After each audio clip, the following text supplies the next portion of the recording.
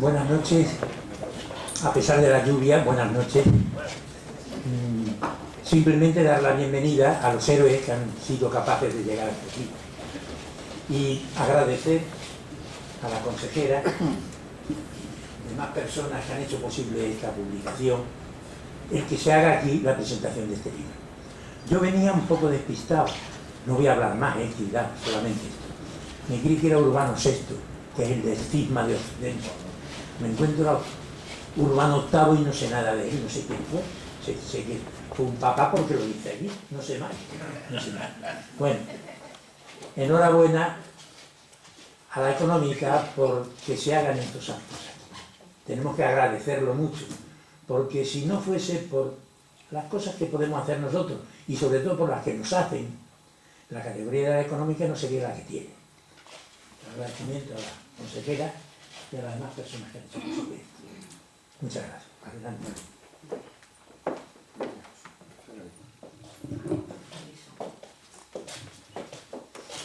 Buenas noches. Muchísimas gracias por haber acudido a esta presentación en nombre de la Consejería de Educación y Cultura del Gobierno de Extremadura y de la Unión de Bibliófilos Extremeños. Contamos con doña Trinidad Nogales Basarrate, consejera de Educación y Cultura. Buenas noches. Buenas noches, doña Carmen Fernández Zaza, a la que le debemos la introducción, la traducción y notas del libro que vamos a presentar. Buenas noches, don Manuel Pecellín Lancharro,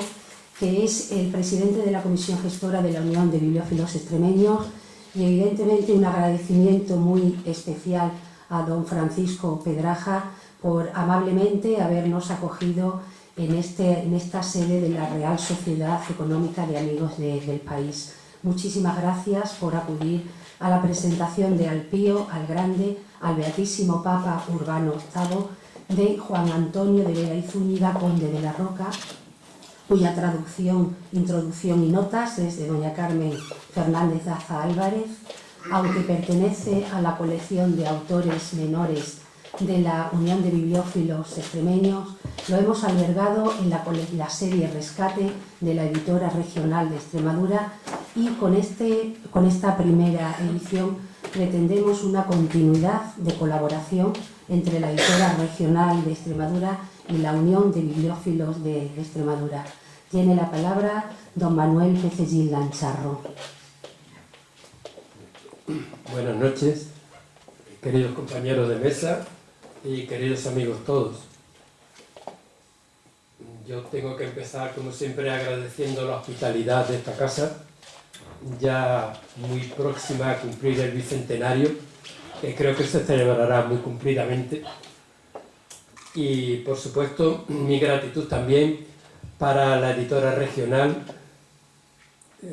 a su directora personalmente, que acogió nuestro proyecto, por haber dado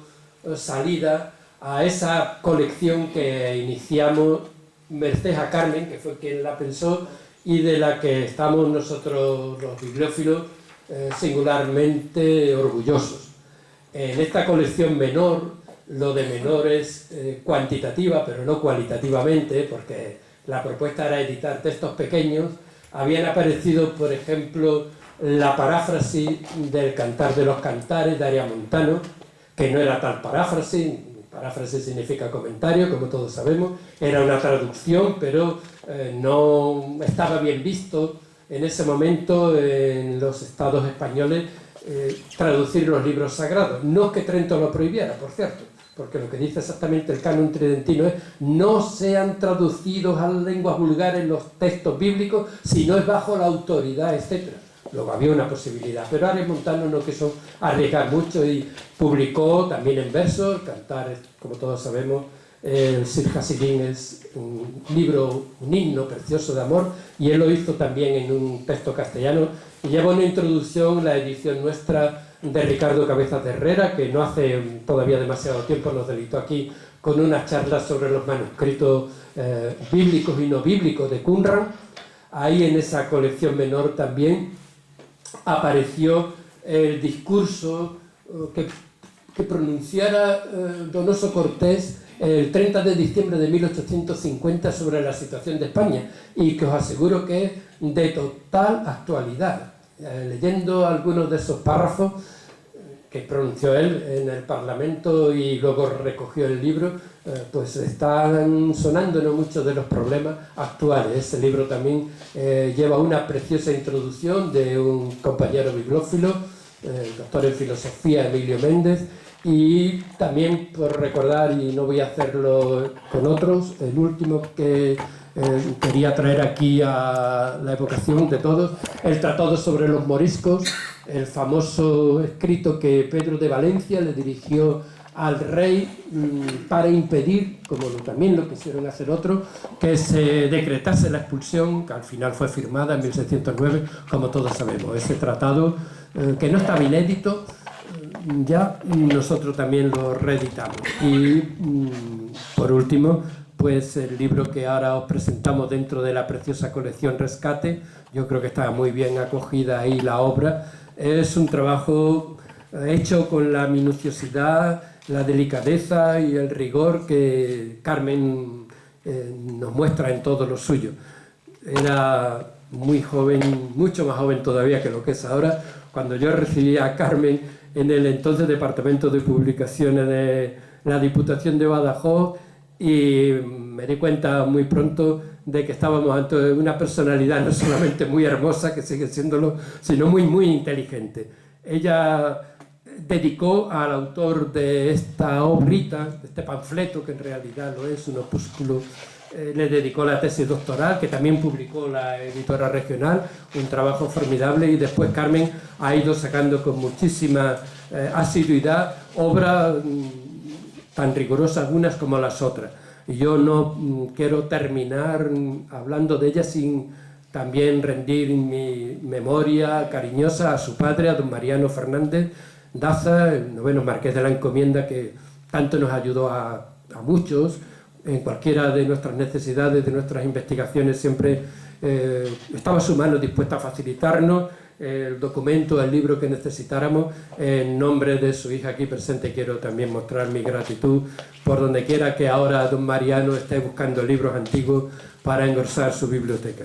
Así que me parece que lo más oportuno es que le pase la palabra a la autora de este magnífico trabajo. Es mucho más, yo creo que es bastante más voluminoso el texto que ha puesto Carmen que el mismo en sí original, de modo que es un estudio precioso del siglo XVII, y ella nos lo desmenuzará ahora en los aspectos que crea y entienda que son más interesantes. Muchísimas gracias por vuestra atención y muchísimas gracias a Carmen, claro.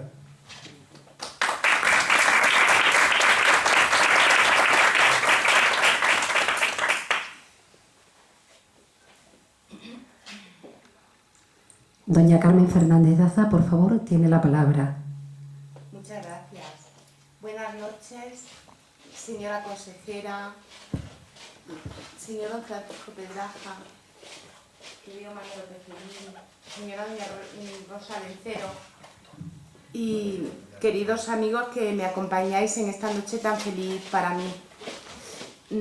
Muchísimas gracias a las palabras que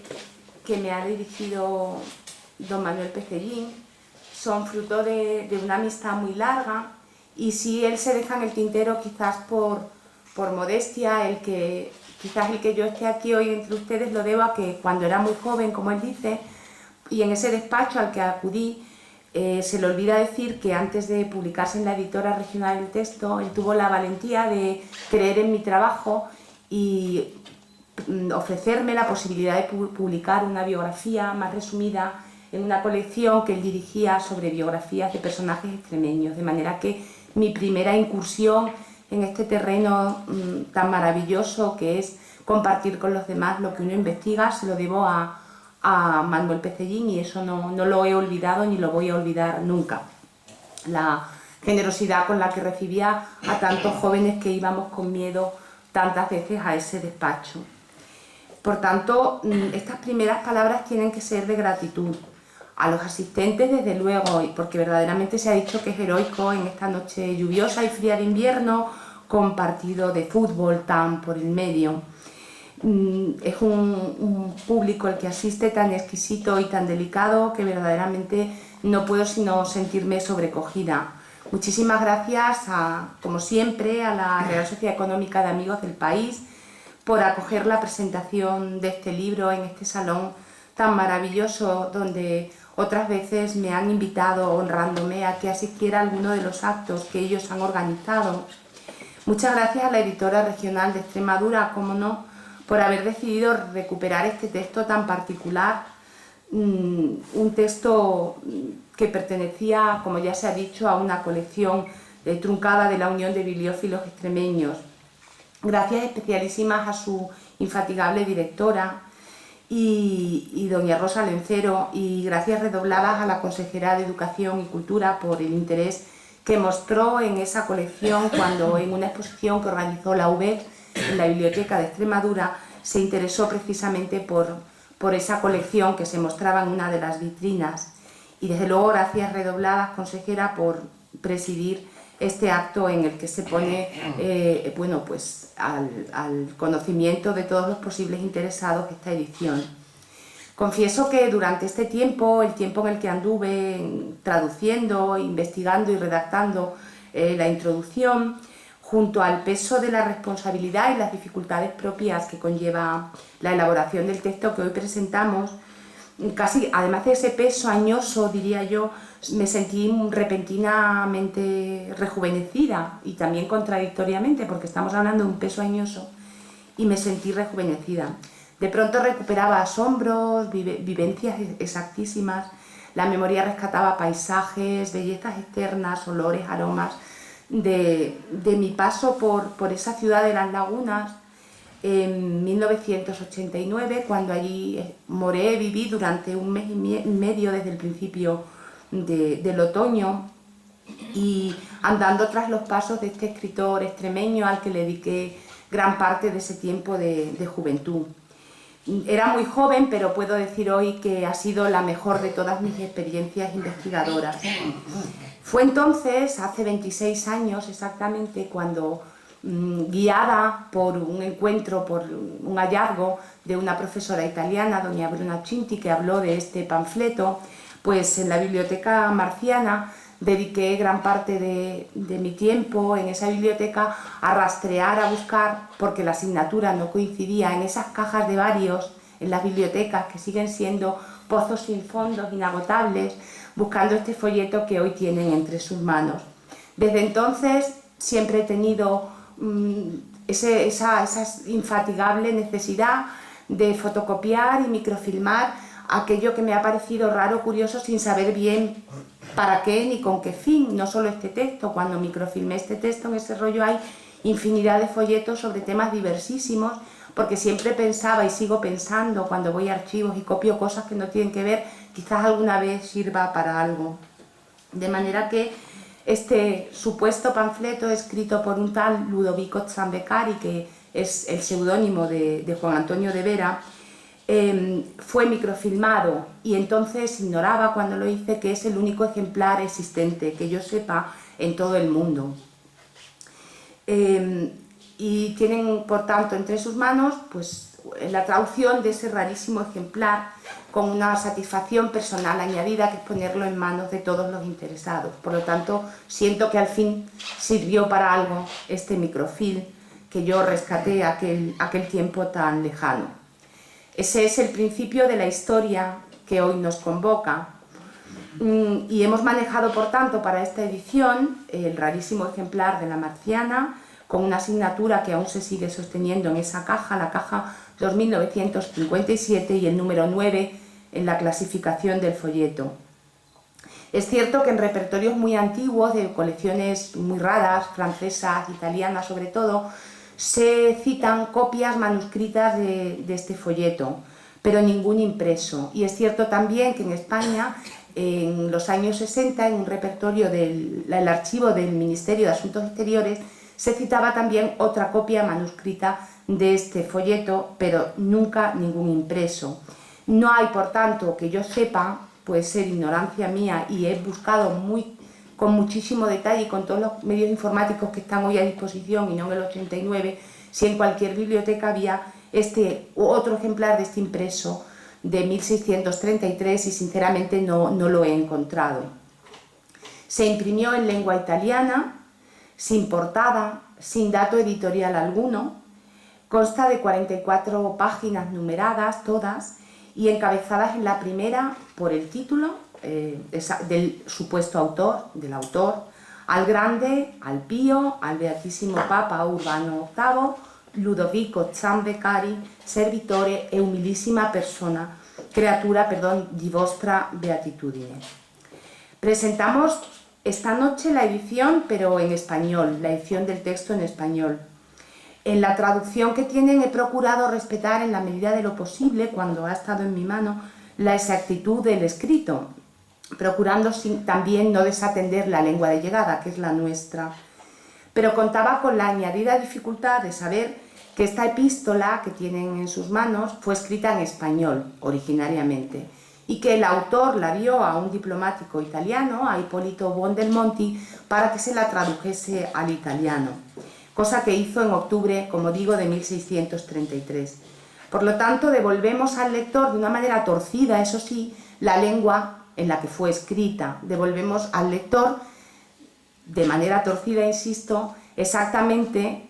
cómo fue ese manuscrito perdido en el que, cómo lo escribiera Juan Antonio de Vera. Por tanto, podemos decir que esta edición es la segunda edición de la epístola, pero es la primera en lengua castellana. Respecto a los criterios de edición, he respetado muy rigurosamente los que movieron la colección menor de autores extremeños. Su fin era la divulgación de obras breves, de ahí el título de menor, como se ha dicho, de autores naturales de Extremadura y obras de cualquier naturaleza y pertenecientes a cualquier rama del saber, obras unitarias, íntegras y nunca antologías. Por tanto, según estos criterios, la edición de la epístola carece, y yo he huido intencionadamente, de toda erudición y desde luego de las notas a pie de página de cualquier índole. En el cuerpo, en lo que es el cuerpo de la epístola de Juan Antonio de Vera, las breves notas que se encuentra el lector son sólo para situar cronológicamente o bien geográfica o históricamente a los personajes, que son muchos lugares o hechos que va citando el conde de la Roca para facilitar simplemente el camino por si hay algún interés concreto en ampliar esa información. Son muy breves las notas porque entendemos que la introducción que antecede al texto contiene ciertas claves o muchas claves para la mejor comprensión de la epístola. En la introducción lo que hemos intentado ha sido contextualizar los hechos que son abordados en esta epístola antipapal por Juan Antonio de Vera, porque a veces algunos de esos hechos están escritos, son tan concretos y están tan en la contemporaneidad de quien escribía en 1633, que nos llevaron a una muy exhaustiva investigación en fuentes manuscritas e impresas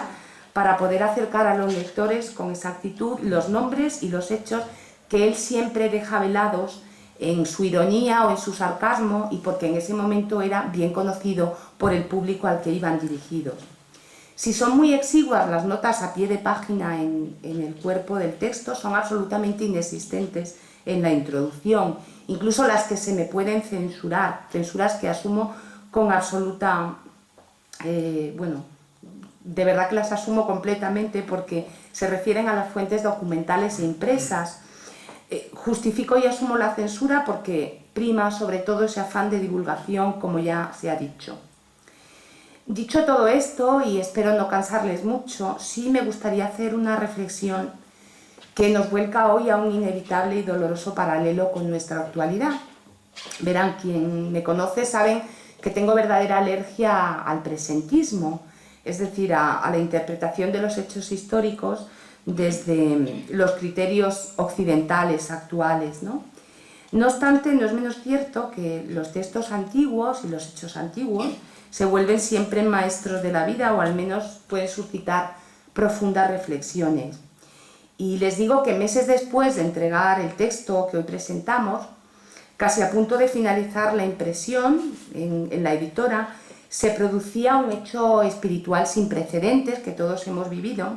y que veíamos en mayo de 2014 aquello que se vino a llamar la oración de las tres religiones. Y en ese día, junto a los líderes religiosos de las dos grandes religiones del mundo,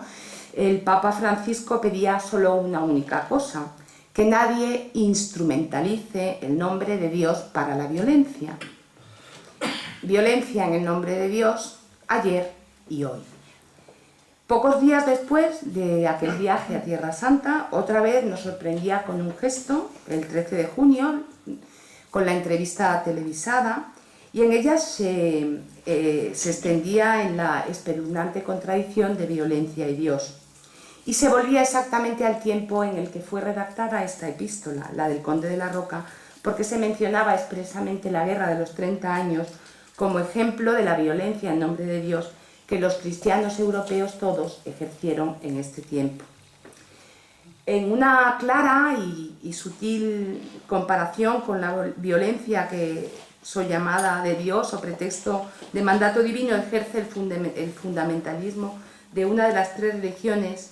y que hoy amargamente tiene la actualidad que nos desborda. Violencia, entendemos nosotros, que es esa manipulación sobre los fieles para el alcanzar un paraíso ultraterreno mediante el martirio, el asesinato, y cuyo trasfondo no es otro que el imperio y el ansia de dominio de un mundo y la extensión de unas fronteras. Pues esos fundamentalistas, con todas las diferencias evidentemente, eran muchos de aquellos españoles de otrora que creían que eran el pueblo, es que lo entendían, lo sabían, no podían entenderlo de otra manera, elegido por Dios para la defensa a ultranza de la religión católica. Ese es el trasfondo ideológico de la epístola y ese es su contexto. El 8 de agosto de 1632, este escritor de Mérida, Juan Antonio de Vera, llega a la Serenísima República de Venecia, en calidad de embajador ordinario de Su Majestad Felipe IV. Había estado en otras embajadas extraordinarias y desde 1625 había participado de la política a alto nivel europeo en distintos frentes. Cuando llega justo a Venecia, la Guerra de los 30 años, cuyos inicios saben todos en 1618 con la revuelta de Bohemia, cuando se inicia toda esa guerra que devasta Europa, como todos saben, exactamente en 1632 se hallaba en el periodo que los historiadores han definido como la intervención sueca, que es el que comprende entre 1630 y 35. Los primeros días al llegar vive de incógnito, no le dice a nadie que ha llegado y solo tiene como cómplice al secretario de la embajada. Sin embargo, la primera visita que él realiza, de incógnito, sin que nadie lo entere, en una góndola de noche, fue al nuncio en Venecia, al nuncio de la Santa Sede, Monseñor Vitelli, porque en las instrucciones que él llevaba de su embajada ordinaria, Felipe IV le decía que tenía que procurar un acercamiento y una amistad estrechísima con el nuncio que se hallara en Venecia. El nuncio, en primer lugar, parece que agradece muchísimo esta deferencia que España había tenido con su persona y le devuelve la visita de manera privada. Después se presentan las credenciales ante el dux, no voy a extenderme mucho aquí, y por una cuestión de precedencias diplomáticas, que en el tiempo eran absolutamente rigurosas, se llega a un enfrentamiento muy fuerte entre dos caracteres también muy violentos, que fueron el del Conde de la Roca, nuestro Juan Antonio de Vera, y el nuncio Monseñor Vitelli. Monseñor Vitelli, además, delante del dux, dice que se está preparando una liga entre Venecia, que quieren preparar entre Venecia, entre Roma, etcétera, Francia, y se excluye a España. Esto llenó de coraje, de rencor y de odio al Conde de la Roca, y engordaba una tensión muy fuerte que ya existía entre la corte española y Urbano VIII, y cuyos picos su nacimiento es de 1630 y los picos más altos habían acaecido con el que se ha conocido y es conocidísimo el escándalo del consistorio que originó el cardenal español Gaspar, Borja y Velasco. En abril, y es para que entiendan un poco la epístola, no me quiero extender mucho, de 1631 el cardenal Borja fue designado embajador extraordinario en Roma. Era íntimo amigo del Conde de la Roca y embajador como él, e íntimo amigo del duque de Feria, y todos estaban informadísimos de todas las negociaciones públicas y secretas que se realizaban en los distintos escenarios de Europa. Siempre prevenían de la actitud muy poco clara de los nuncios y su evidente apoyo, su claro apoyo a los intereses franceses, que por entonces empezaban a ser, en opinión de ellos, los intereses de los suecos en su avance imparable por Europa. España buscaba fondos para poder sufragar esa guerra contra los protestantes y contra los suecos, para apoyar la causa católica, sobre todo después del Tratado de Fontainebleau. A comienzos de 1632, Borja recibe una carta de Felipe IV en la que les pone que es urgente exponerle al Papa la necesidad de que apoye esa guerra con medios materiales, pero también con medios patentes, que manifieste su apoyo a la guerra de religión que se está librando. No era la primera vez se había pedido ya en 1630. Parece que estas negociaciones no tuvieron ningún éxito del cardenal Borja, quien además se sentía especialmente ofendido, porque para que este papa llegase a donde estaba, para que llegase a ser papa, habían influido muchísimo las votaciones de 3 cardenales españoles, entre los que se hallaba él, y otro extremeño, el cardenal Trejo, con lo cual además llovía sobre una especie de inquina interior, puesto que este pensaba que el Papa Urbano iba a devolver el favor a España de estar ahí donde estaba, porque los cardenales españoles le habían apoyado. Tras 2 audiencias privadas con el Papa, como digo, esto fracasa y Borja solicita otra audiencia, esta vez acompañado por cardenales, que les es denegada, y entonces decide intervenir de una manera un poco violenta. Hay un consistorio privado en el Vaticano el 8 de marzo del 32 y Borja pide la palabra. Su intervención empieza con rutinas y las formalidades acostumbradas, pero en un momento muy inesperado, el cardenal español saca un papel de su bolsillo y empieza a leer un documento dirigido al Papa. En él expresa la cantidad de peticiones que se le han hecho. Empieza explicando que nadie como su rey, como Felipe IV, defiende los intereses del catolicismo en el mundo, y que sin embargo miraban con perplejidad cómo el Papa no financiaba esa guerra con recursos humanos, materiales y sobre todo espirituales. Llega a ser, sus palabras son tan fuertes que llega a decir que tiene órdenes de Felipe IV de decir todo esto en público, y llega a insinuarle al Papa que sería conveniente celebrar un concilio pronto para que él no estuviese rigiendo la Iglesia, imagínense la gravedad, y que además llegó a acusarle al Papa de hereje. Urbano VIII intenta hacerle callar, no lo consigue, y el hermano de Urbano VIII se levanta, y aquello terminó con cardenales por el suelo, puñetazos, lentes rotas, en fin, un escándalo en el que tuvo que, Spínola con el sombrero roto, fue un escándalo en el que tuvo que intervenir pues la guardia incluso. Entonces Urbano VIII intenta alejar a toda costa a Borja de allí, de Roma, pero tiene miedo que esa decisión haga que las tropas de Nápoles arrasen y lleguen hasta el Vaticano, se hagan con él. Ante ese temor media nuestro magnífico diplomático, que es Saavedra Fajardo, un hombre moderado y equilibrado que lo conocía bien porque era su secretario personal, conocía y entendía al cardenal. Se dolían los dos, es verdad, de lo que dice el conde de la Roca, de que en la propia Roma algún nuncio o algún cardenal asistiese a banquetes que celebraban los protestantes, banquetes en los que se decía nuestro amigo Urbano VIII. Aquello les dolía en lo más profundo y además les enervaba. Sin embargo, ¿qué ocurre? Que las protestas en el consistorio, las acusaciones de benevolencia con los protestantes, el juicio de Galileo, las sospechas sobre las intenciones torcidas de los cardenales, originaron que el Papa se sintiera totalmente trastornado. Fue víctima de una paranoia absoluta,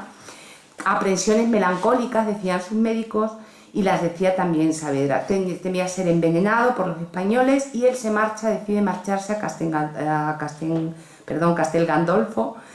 y prohíbe audiencias. Refuerza las fronteras, coloca patrullas por toda Roma y estaba convencido de que una enorme flota se preparaba desde Nápoles para arrasar, llegar al Vaticano y celebrar un concierto.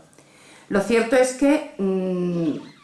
llega el cardenal Infante en 1633 con otros fines, e incluso los diplomáticos españoles pensaban que el cardenal Infante iba a Roma con toda la intención de celebrar ese famoso concilio, porque el propio Saavedra dice, bueno, por Dios, tengan cuidado con el cardenal Infante, no conviene que asista al cónclave, el cónclave es un lugar repugnante, donde se encierran y las comidas no salen de allí, prácticamente no se asean, mueren muchísimos de enfermedades, como de hecho ocurría, caía un cardenal detrás de otro en cada cónclave por la falta de higiene, el frío y el calor que pasaban, y hasta tal punto llegó que pensaban todos que el cardenal Infante llegaba pues para derrocar a este papa. Bueno, ¿qué ocurrió? Que unos días después de este escándalo, Borja escribe al conde de la Roca y a sus colegas, y nuestro emeritense, que no se paraba en nada, fue a visitar a Monseñor Vitelli, al nuncio de su santidad en Venecia. Iba con ellos Buondelmonti, el traductor de la carta, y también un personaje por el que sabemos todo lo que les estoy contando, que es don Agostino Rossi, que era un clérigo que actuaba de secretario en la Embajada Española, pero que en realidad era un espía de la Serenísima República de Venecia, que era el que informaba diariamente de todas las actividades que los españoles y que él realizaba, hecho maravilloso para el investigador, porque gracias a este clérigo hemos sabido de todas las autorías. Es decir, él decía, pues hoy está escribiendo una epístola contra Urbano VIII maravillosa, se hace decir Ludovico Sanbecari, la va a imprimir con tales caracteres, etcétera, de manera que es una fuente increíble. Bueno, van los tres y en el transcurso de la conversación se le ocurre hablar a Monseñor Vitelli de la toma de la plaza de Nancy por los franceses. Entonces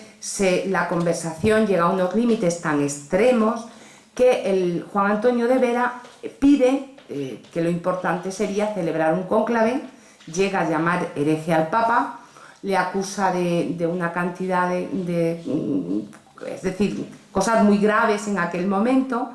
y Monseñor Vitelli lo echó, claro, inmediatamente escribió un correo cifrado a Roma explicándole aquella conversación. Y en Roma fue un enojo enorme el que se vive en la Santa Sede, y se acusa a Juan Antonio de Vera, se le dice exactamente que es el hombre más impertinente que ha enviado España a cualquier misión diplomática, y que además es el principal enemigo que la Casa Barberina tiene en Europa. Era un ambiente, por lo tanto, muy enrarecido, en el que los rumores se esparcen también por Roma, con el concilio, el veneno que, en fin, se le va a dar el Papa, y no quiero extenderme mucho, pero hoy, aun sabiendo que la neutralidad papal obedecía a otras razones, él no quería un cesaropapismo, por supuesto que no, y desde luego tenía una francofilia evidente, pero lejos de la tolerancia tal como la entendemos, hoy juzgamos la neutralidad de Urbano VIII sinceramente con mejores ojos que los españoles de aquel entonces. Sin embargo, Juan Antonio de Vera, hombre de la Contrarreforma, no se podía mantener neutral. Varias veces se quejó ante el residente Cesario y ante los diplomáticos como Buondelmonti de lo poquísimo que los españoles hacían en el entorno europeo, de cómo los franceses se sabían mover muchísimo mejor, cómo defendían la política de Richelieu, y él, antes de finalizar el mes de octubre del 33, ya había concluido la redacción de muchísimos escritos contra Urbano VIII. Algunas de aquellas invectivas, de epístolas, de pasquines, fueron impresos en Trieste. Se falseaba el origen, se decía que eran impresos en Orleans, pero de pronto él adopta una solución más barata, más cómoda, y monta una imprenta en los sótanos de la embajada. Compra unos tipos y con un impresor, amigo suyo, Francesco Bava, en aquella imprenta clandestina de la embajada es de donde sale este panfleto que hoy hemos editado. Decían que era una bellísima, dice Rossi, invectiva contra el Papa, y que el primer ejemplar, el primero recién salido de plancha, sale inmediatamente camino del Papa, va dirigido al secretario y solamente llevaba en el sobrescrito del folleto para ponerlo en las mismas manos de su santidad. Toda la edición se distribuye en Venecia y en Italia y en distintas partes de Europa, y los legados de Toscana y el Imperio eran cómplices en la distribución y claro, de pronto se sabe, el nuncio se encoleriza con estos escritos que están apareciendo, se denuncia a las autoridades de Venecia, se hace una investigación que termina esta investigación con la detención del impresor Francesco Bava, que finalmente es puesto en libertad, porque a la Serenísima no le interesaba para nada. La Serenísima, si a ella no la atacaban, si a la política veneciana no la atacaban, le daba exactamente igual lo que aquellos pasquines dijesen. Esto fue una victoria para Roca, porque exculpaban al impresor y él, su nombre, porque él ante la corte española había dicho que por supuesto esta obra no era suya, ¿no?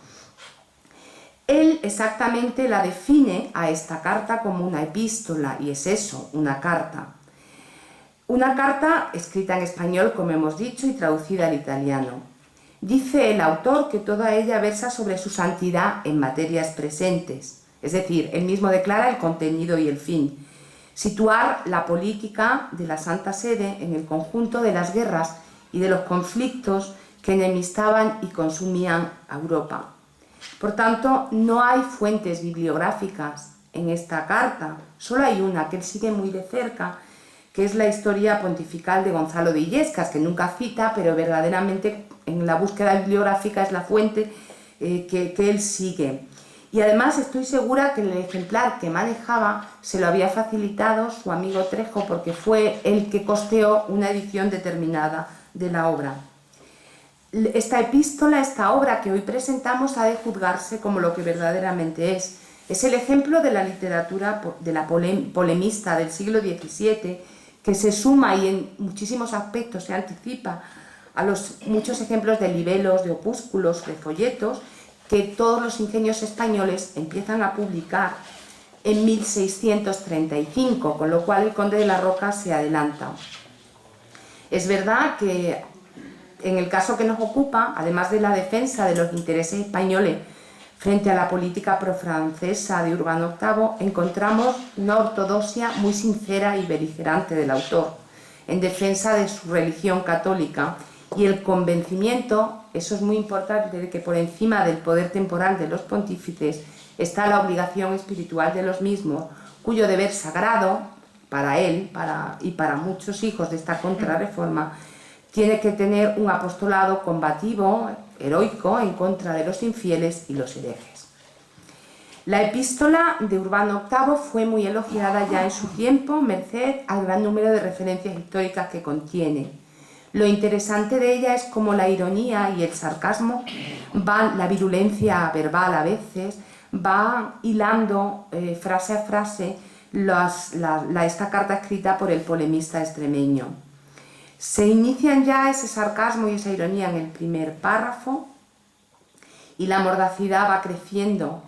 La soberbia del pontífice en ese primer párrafo nos es presentada por el escritor como modestia. Un papa que había manifestado públicamente que él solo entendía cualquier negocio mejor que todos los cardenales juntos, que despreciaba a todos sus consejeros. Un pontífice que había expresado que la opinión de un papa vivo valía más que la de 100 muertos. Se le acercan ya en la tercera línea del texto el ejemplo de sus predecesores y justo en los que debía mirarse. Fue, por tanto, y voy concluyendo, el escrito dictado en la fidelidad de una postura, avalada por Felipe IV, que sostuvieron, como he dicho, tantos otros colegas del embajador español como el cardenal Borja. Fue este opúsculo uno de los muchos que publicara durante su estancia veneciana, en los que Urbano VIII se torna en el principal destinatario de su ácida pluma y de los que tenemos noticia, como he dicho, gracias a los espías. De muchos tenemos noticias de los nombres, de otros algunos resúmenes hechos por esos espías. Hay muchísimas referencias manuscritas sobre estos folletos perdidos por su carácter de efímero y sobre todo porque se destrozaban una vez impresos por el miedo a tenerlo en las casas propias, ¿no? Pero los autores que... Hay una cosa muy interesante a mi juicio, y es que todos los autores que suceden, él se anticipa, como digo, centran su literatura polemista contra Richelieu principalmente y el rey francés. Sin embargo, él elige como destinatario al Papa. Y lo interesante es que las censuras principales que van dirigidas contra Richelieu y el rey francés son las más virulentas del texto, pero nunca son mencionados ninguno de los dos. Claro, las referencias son muy explícitas, no hacía falta mencionarlos porque los lectores sabían a quiénes se dirigían. Pero podemos decir que hasta Ferrante Pallavicino, el conocido flagelo, como se le llamaba, de los Barberini, no encontramos ningún otro escritor que con tanta locuacidad y resentimiento ataque a Urbano VIII. Hasta que aparece la Baccinata de Pallavicino no hay nada que se le parezca. De manera más virulenta y ofensiva, pero no más clara, Pallavicino esgrimirá todos los argumentos que había hilado ya el conde de la Roca en sus escritos. Como saben, Ferrante Pallavicino terminó decapitado por sus escritos, de eso se libró nuestro escritor emeritense. Esa es su originalidad, el elegir, como digo, el destinatario. En la introducción hemos intentado desgranar también los hechos mencionados en la epístola, la expansión del protestantismo, las cuestiones de política interior francesa, con una María de Médicis que nos presenta a él como una mártir, corriendo por Europa, los vicios y veleidades de Urbano VIII, el nepotismo, la avaricia, la superstición, el amor al lujo, o su relación con Galileo y la superstición. Solo les pido que juzguen con benevolencia el texto y esperemos que los fundamentalismos, también los ideológicos, que aún practican algunos grupos dentro de las tres religiones, sean en un futuro no muy lejano objetos de reflexión literaria, filosófica o social, como algo caduco y distante, como objeto de arqueología literaria. Muchas gracias.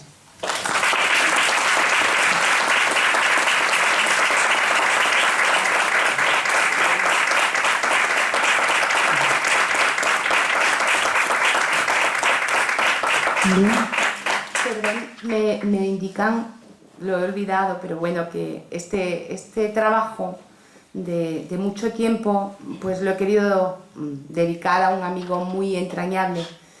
que me llamó ayer porque no ha podido asistir, porque se encuentra un poco débil, pero nada más que un poco, y bueno, va dedicado a don José Miguel Santiago Castelo. Simplemente era eso.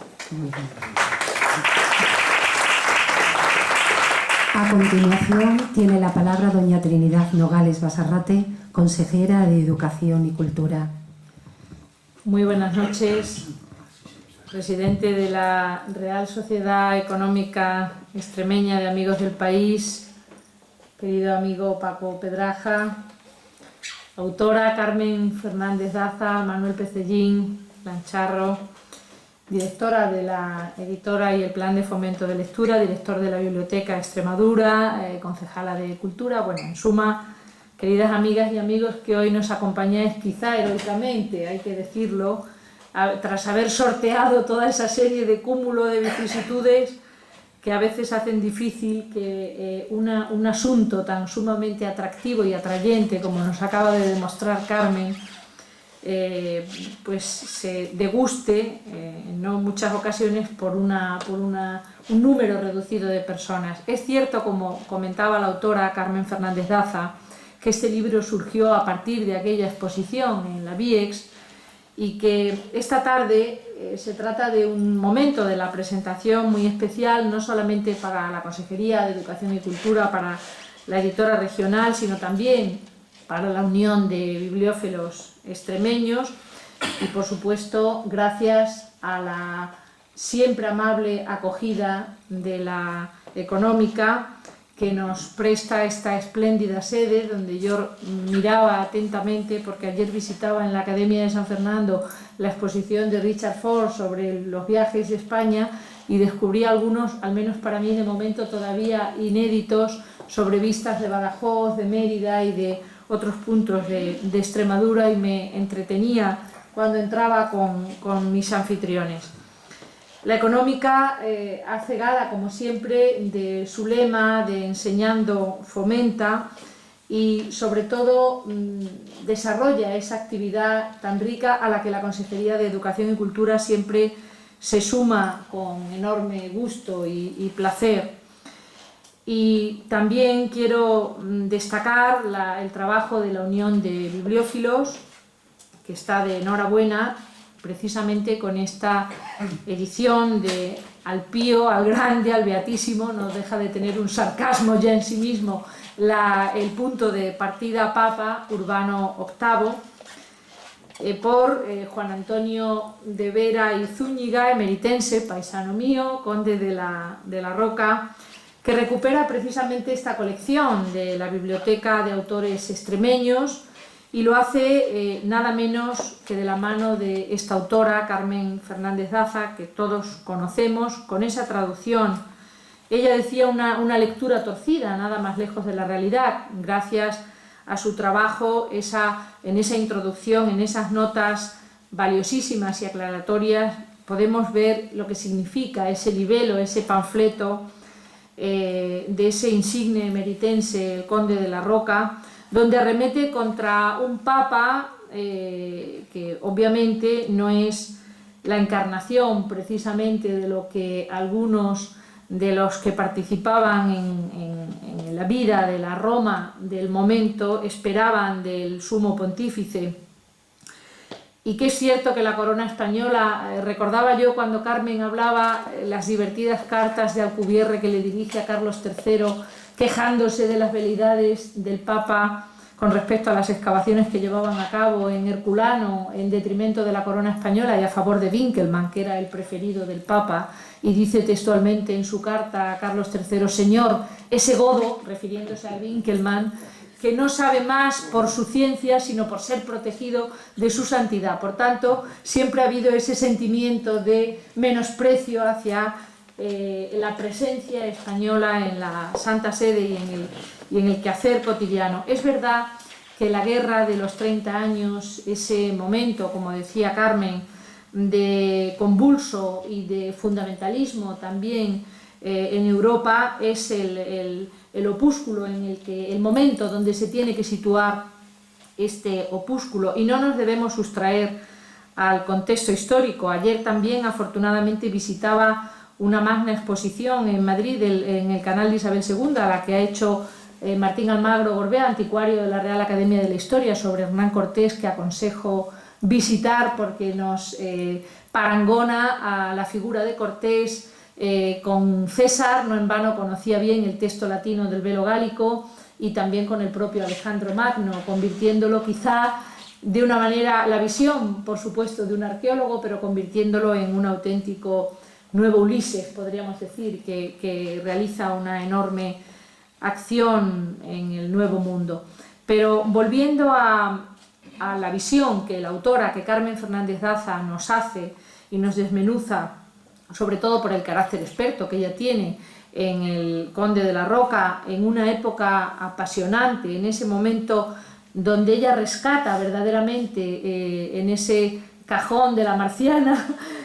un documento valiosísimo. Y de nuevo aquí pues también recuerdo esos momentos donde yo hacía, al decir de José Álvarez Sáenz de Buruaga, arqueología en las bibliotecas de piedra, que son a veces las almacenes, las salas y las bibliotecas y los archivos donde se nos oculta una gran parte del conocimiento. Por eso la obra precisamente se inserta en la colección Rescate, porque verdaderamente se trata de un rescate, recordando aquella operación Rescate que había en la televisión, donde se rescataba el pasado, y no de una manera torcida, sino todo lo contrario, rescatando del italiano lo que fue la lengua materna y el origen del trabajo. Y sobre todo creo que es un trabajo no solamente para el coleccionista y para el amante de los libros, sino que creo que es un trabajo apasionante para el conocimiento de un tiempo histórico. Y todos los que formáis parte de la Unión de Bibliófilos Extremeños, creo que conocéis y valoráis mucho mejor que yo lo que significa el tener entre las manos un un nuevo ejemplar de la colección de biblioteca, no me gusta decir menor, sino biblioteca de autores extremeños, porque es verdad que esta colección, que se auspicia desde la Editora Regional de Extremadura, va pariendo puntualmente una serie de nuevas ofertas y sobre todo estas obras que forman parte de esa literatura polémica o especial, que también forma parte de ese trabajo de búsqueda, de disección casi quirúrgica que debe tener un ente como la editora. Creo que lo que se pretende divulgar y difundir con estos trabajos es la riqueza y sobre todo rescatar o recuperar del olvido u omisión, intencionada o no, en muchas ocasiones, a veces por esa censura histórica, fruto en ocasiones también de ese fundamentalismo al que se refería la autora Carmen, determinados trabajos. Creo que estas serían algunas de las razones que se podrían espigar de tantas circunstancias que llevaron a la autora a impulsar y sobre todo a instancias, como ella reconocía, y también el propio presentador,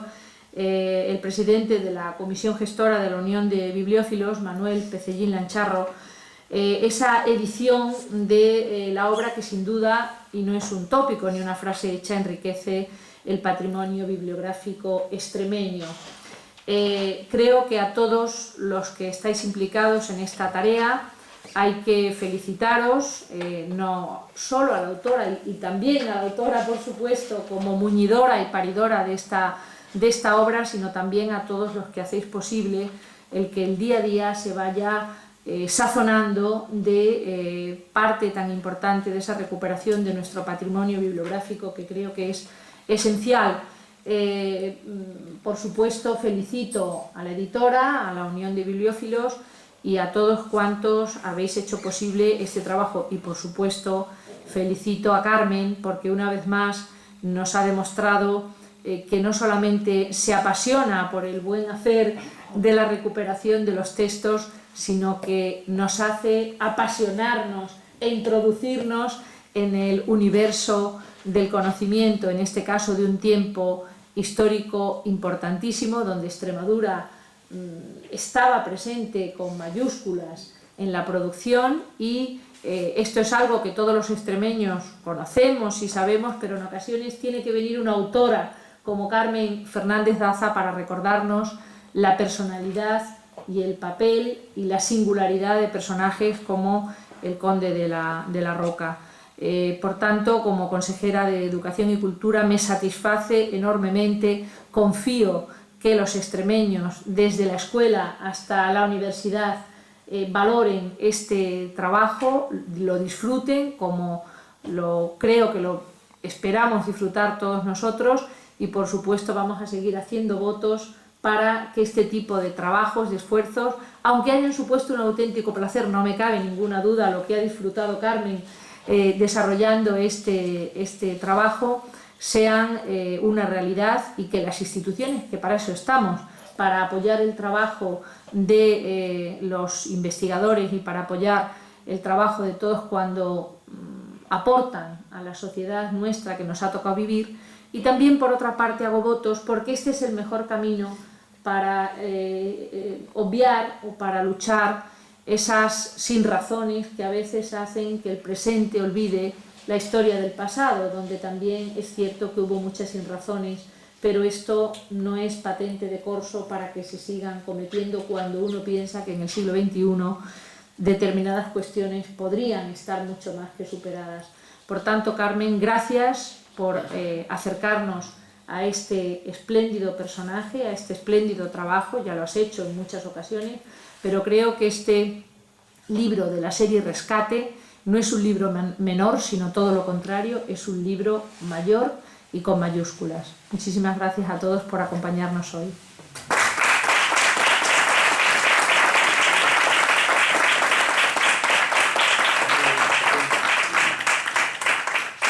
Bueno, pues muchísimas gracias por su presencia. Como bien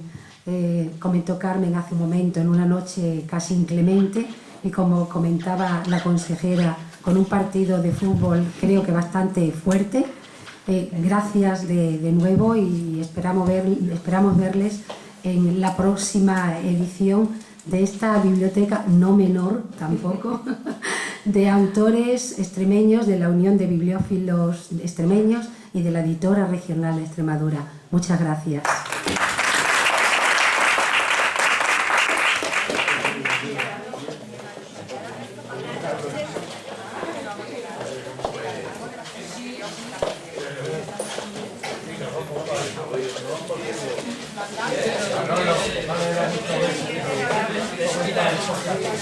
No.